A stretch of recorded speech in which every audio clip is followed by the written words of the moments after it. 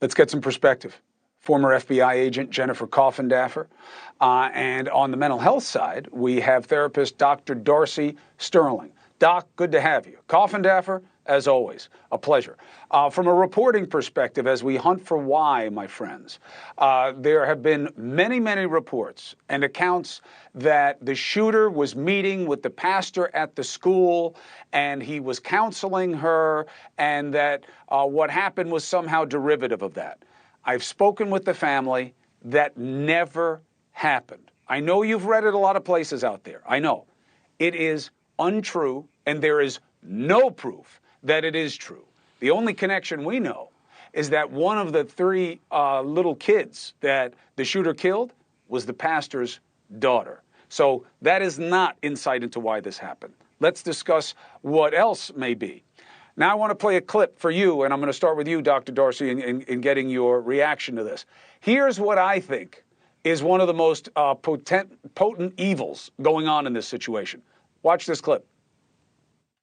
But first, a trans killer. New details on the trans mass murderer. The shooter was a trans person. This is something that we're seeing, sort of trans-related violence being supported by people in elite institutions, and it's very important to deal with it. So we have forensic and we have psychological. Dr. Darcy, from the psychological perspective, do we know anything about people who are transitioning or have transitioned that plays to a predisposition to violence? Do we know any reason to believe that the shooter being trans is relevant in the analysis?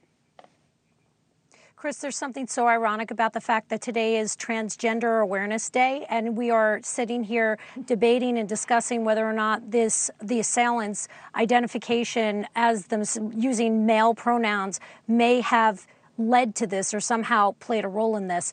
What absolutely has something to do with mass shootings is the individual's sense of feeling stigmatized, marginalized, bullied, and othered by their school districts. There is absolutely no correlation between somebody identifying themselves as a man or using male pronouns and that leading or being somehow correlated with them being an assailant in mass shooting. It's non-existent.